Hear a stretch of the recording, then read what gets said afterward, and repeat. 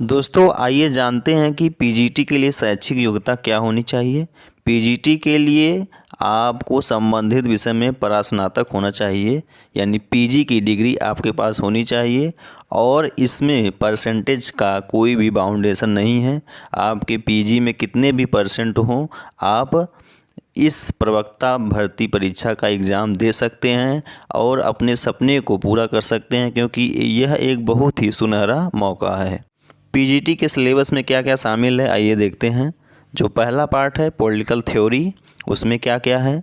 राजनीति शास्त्र, परिभाषा, विषय क्षेत्र एवं अध्ययन पद्धतियाँ, राज्य में परिभाषा, तत्व, राज्य की उत्पत्ति के विभिन्न सिद्धांत, राजनीतिक अवधारणाएँ, संप्रभुता का अर्थ, प्रमुख विशेषताएं, संप्रभुता के प्रकार, एकलवादी व बहुलवादी सिद्धांत, कानून में जो हमें पढ़ना है परिभाषा, कानून के स्रोत, कानून और नैतिकता। इसके अलावा हमें स्वतंत्रता के बारे में पढ़ना है, समानता, अधिकार, न्याय, व्यक्तिवाद, उदारवाद, प्रत्ययवाद, अराजकतावाद, फांसीवाद, वैज्ञानिक समाजवाद, प्रजातंत्र और अधिनायक तंत्र के बारे में पढ़ना है। पॉलिटिकल थ्योरी और उनके कॉन्सेप्ट को समझने के लिए हम दो किताबों का सहारा ले सकते हैं। एक किताब राजनीति विज्ञान शीर्षक से लिखी गई है, जिसके लेखक हैं एडी आशीर्वादम और कृष्णकांत मिश्र। दूसरी जो किताब है आधुनिक राजनीतिक विज्ञान के सिद्धांत, इसके लेखक हैं जेसी जौहरी और सीमा जौहरी। पीजीटी पॉलिटिकल साइंस का जो सिलेबस है, इसमें जो दूसरा पार्ट है, इसमें हमें पाश्चात्य राजनीतिक विचारक यानी वेस्टर्न पॉलिटिकल थिंकर्स के बारे में पढ़ना है। तो कौन कौन से थिंकर शामिल है इसमें? प्लेटो, अरस्तु, Hobbes, Locke, Montesquieu, Rousseau, J S. Mill, Karl Marx, Lenin, Mao Tse Tung. Western political thinkers को पढ़ने के लिए हम दो किताबों का सहारा ले सकते हैं। एक किताब है राजनीतिक विचार, जो कि पी.डी. शर्मा ने लिखी है, और जो दूसरी किताब है राजनीतिक विचारक जीवन मेहता ने लिखी है। तो इन किताबों को पढ़ करके हम पॉलिटिकल थिंकर्स जितने भी हैं, वेस्टर्न पॉलिटिकल थिंकर्स, उनको आसानी से समझ सकते हैं।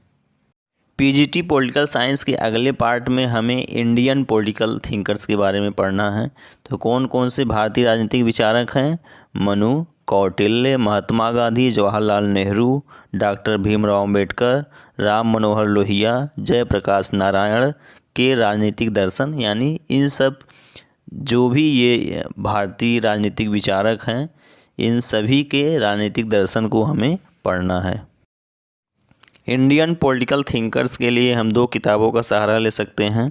भारतीय राजनीतिक विचारक ओम प्रकाश गाबा की पुस्तक यानी ओपी गाबा की पुस्तक, और आधुनिक भारतीय राजनीतिक चिंतन डॉक्टर वीपी वर्मा, इनकी पुस्तक है। तो इन दोनों पुस्तकों को पढ़ करके हम जो इंडियन पॉलिटिकल थिंकर्स हैं उनको आसानी से कवर कर सकते हैं, आसानी से उनके बारे में जान सकते हैं। पीजीटी पॉलिटिकल साइंस सिलेबस के अगले पार्ट में हमें तुलनात्मक राजनीति के बारे में पढ़ना है। तो इसमें हमें क्या क्या पढ़ना है? संघवाद के अंतर्गत प्रमुख तत्व क्या क्या हैं, प्रवृत्तियाँ क्या हैं और समस्याएं क्या हैं। उसके बाद हमें नागरिकों के मौलिक अधिकार एवं कर्तव्य के बारे में पढ़ना है। व्यवस्थापिका की संरचना और कार्य के बारे में पढ़ना है। कार्यपालिका की संरचना, अधिकार एवं स्थिति के बारे में पढ़ना है। न्यायपालिका की संरचना, कार्य एवं स्वतंत्रता के बारे में पढ़ना है। नौकरशाही में कार्य के बारे में, महत्व के बारे में, प्रतिबद्धता के बारे में और तटस्थता के बारे में पढ़ना है। निर्वाचन पद्धति के अंतर्गत हमें समस्याएं, निर्वाचन पद्धति की क्या समस्याएं हैं, उसके क्या समाधान हो सकते हैं। राजनीतिक दल में हमें और दबाव समूह पढ़ना है, राजनीतिक दल पढ़ना है और लोकमत, और जो जितने भी ऊपर के जितने भी कॉन्सेप्ट हैं, इन सभी कॉन्सेप्ट, इन सभी अवधारणाओं का अध्ययन हमें भारत, ब्रिटेन, संयुक्त राज्य अमेरिका, फ्रांस व चीन के विशेष संदर्भ में पढ़ना है। यानी हमें भारत का संविधान, ब्रिटेन का संविधान और संयुक्त राज्य अमेरिका, फ्रांस, चीन, इन सभी का संविधान हमें अध्ययन करना है। कंपैरेटिव पॉलिटिक्स के लिए हम 2 किताबों को पढ़ सकते हैं। पहली जो किताब है C.B. गेना की किताब और दूसरी जो किताब है J.C. जौहरी की किताब। तो ये दोनों बुक्स जो हैं बहुत ही इम्पॉर्टेंट हैं और इसमें से आपको सभी चीज़ें लगभग मिल जाएंगी। तो आप इन दोनों पुस्तकों को पढ़ करके इस भाग को आसानी से कवर कर सकते हैं। कंपैरेटिव पॉलिटिक्स के बाद हमें अंतर्राष्ट्रीय राजनीति के बारे में पढ़ना है। तो इसमें कौन कौन कॉन्सेप्ट हमें पढ़ने हैं? शक्ति संतुलन, सामूहिक सुरक्षा, राष्ट्रीय हित, जो मुख्य प्रवृत्तियां हैं, शीत युद्ध, तनाव शैथिल्य, असंलग्नता आंदोलन यानी नैम यानी गुट निरपेक्ष आंदोलन के बारे में पढ़ना है। अंतर्राष्ट्रीय संस्थाएं एवं संगठन जो पढ़ने हैं हमें, उसमें संयुक्त राष्ट्र संघ एवं उसके अभिकरण यानी उसकी एजेंसी कौन कौन सी हैं। आसियान के बारे में पढ़ना है। उसके बाद सार्क यानी दक्षेस के बारे में पढ़ना है। जो प्रमुख मुद्दे हैं उसमें निशस्त्रीकरण, नव अंतर्राष्ट्रीय आर्थिक व्यवस्था के बारे में पढ़ना है। उत्तर दक्षिण वार्ता यानी उत्तर दक्षिण संवाद, दक्षिण दक्षिण सहयोग के बारे में पढ़ना है। और जो तृतीय विश्व की अवधारणा है और उसकी समस्याएं क्या है उसके बारे में पढ़ना है। और विदेश नीति किसकी? भारत की विदेश नीति, संयुक्त राज्य अमेरिका की विदेश नीति, रूस की विदेश नीति और चीन की विदेश नीति के बारे में जानना है।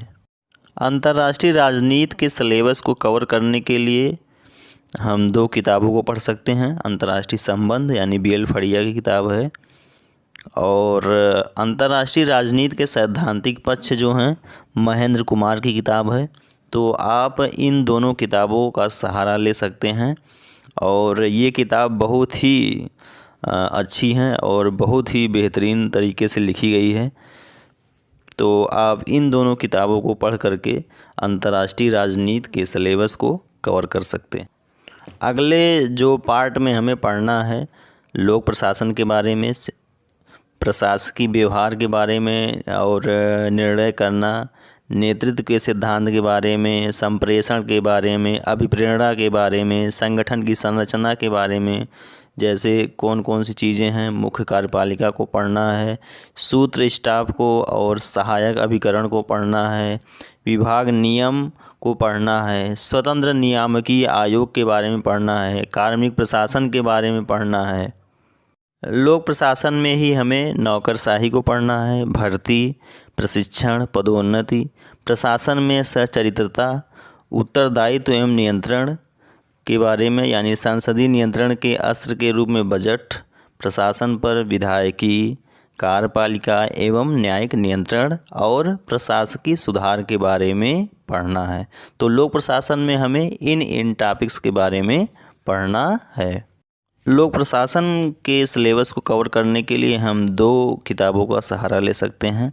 जो पहली किताब है बहुत ही बेहतरीन है M. लक्ष्मीकांत की और जो दूसरी किताब है भारतीय प्रशासन अवस्थी एवं अवस्थी की। तो आप इन दोनों किताबों का सहारा लेकर के लोक प्रशासन के सिलेबस को कंप्लीट कर सकते हैं।